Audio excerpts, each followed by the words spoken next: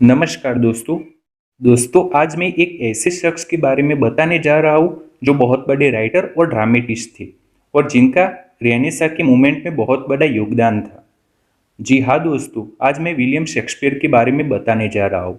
William Shakespeare का जन्म हुआ था 26 अप्रैल 1564 स्ट्रेटफर्न अपॉन एवन इंग्लैंड में और उनकी डेथ हुई थी 23 अप्रैल 1616 में।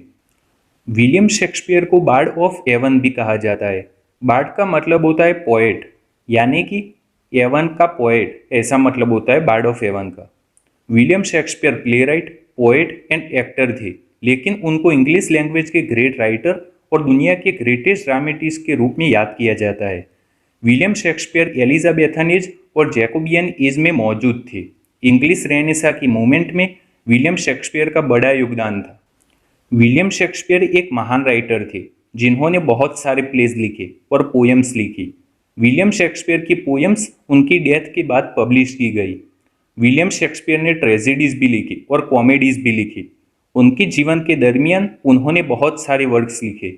विलियम शेक्सपियर का ज़्यादा डेटा है ही नहीं, क्योंकि उन्होंने अपने बारे में कुछ भी नहीं लिखा या फिर बहुत कम लिखा है, ऐसा हम कह सकते हैं। इनके पिता अमीर नहीं थे। विलियम शेक्सपियर के पिता का नाम था John Shakespeare. John Shakespeare Grover थे। ग्रोवर यानी ग्लव्स बनाने वाला। उनके पिता ग्लव्स बनाते थे और उसे बेचते थे। विलियम शेक्सपियर के पिता अमीर इंसान नहीं थे, लेकिन विलियम शेक्सपियर बहुत अमीर इंसान थे। ऐसा कहा जाता है कि विलियम शेक्सपियर नाम कमाने के लिए नहीं पर पैसा कमाने के लिए लिखते थे। लेकिन भले ही वो पैसा कमाने के लिए लिखते हो, लेकिन उनके सब वर्क्स काबिले तारीफ है। बहुत बढ़िया है सब वर्क्स उनके। विलियम शेक्सपियर भले ही पैसा कमाने के लिए लिखते थे, पर उनका दोनों काम हो गया। उनका नाम भी बन गया और पैसा भी कमा लिए, तभी तो हम उनके बारे में अभी पढ़ रहे हैं। विलियम शेक्सपियर जॉन शेक्सपियर और मैरी आर्डेन के तीसरे बेटे थे। विलियम शेक्सपियर का एजुकेशन के रिलेटेड कोई भी डेटा मौजूद नहीं है, लेकिन काफ़ी सारे बायोग्राफर इस बात से एग्री है कि विलियम शेक्सपियर ने द किंग्स न्यू स्कूल में पढ़ाई की थी, जो एक ग्रामर स्कूल थी। ऐसा कहा जाता है कि ये स्कूल विलियम शेक्सपियर के घर से सिर्फ 400 मीटर की दूरी पर आई हुई थी। इस स्कूल में विलियम शेक्सपियर ने काफ़ी कुछ सीखा। विलियम शेक्सपियर ने 18 ईयर की उम्र में एनी हैथवे से शादी की, जो 26 ईयर की थी। विलियम शेक्सपियर से एनी हैथवे उम्र में काफ़ी बड़ी थी। बहुत बड़ा गैप था इन दोनों के बीच में।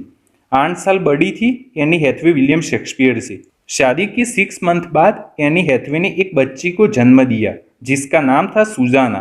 फिर 2 साल बाद एनी हैथवे ने जुड़वा बच्चों को जन्म दिया, जिसमें एक लड़का था और एक लड़की। लड़के का नाम था हेमनेट, जिसकी 11 साल की उम्र में ही डेथ हो जाती है, और लड़की का नाम था जूडिथ। विलियम शेक्सपियर ने सबसे पहले कॉमेडीज लिखी, फिर हिस्ट्रीज लिखी और बाद में ट्रेजेडीज लिखी। इन सब में शेक्सपियर ने ट्रेजेडीज कमाल की लिखी है दोस्तों। वो बहुत बढ़िया लिखते थे ट्रेजेडीज। फिर उसके बाद शेक्सपियर ने ट्रेजिक कॉमेडीज लिखी। विलियम शेक्सपियर का 1585 से 1592 तक का कोई भी डेटा नहीं मिलता। ये 7 ईयर्स विलियम शेक्सपियर के लॉस्ट ईयर्स माने जाते हैं।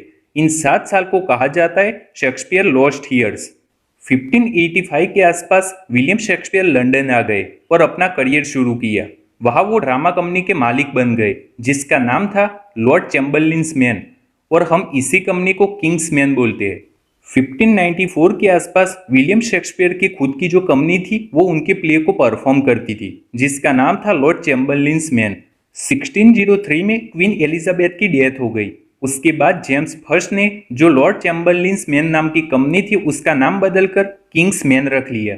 दोस्तों ये याद रखना कि जब एलिजाबेथ की डेथ हो गई, तब जेम्स फर्स्ट इंग्लैंड की गद्दी पर आ गया, और जो पहले लॉर्ड चैम्बरलिन्स मैन नाम की कंपनी थी, उसका नाम बदलकर जेम्स फर्स्ट ने किंग्स मैन रख लिया।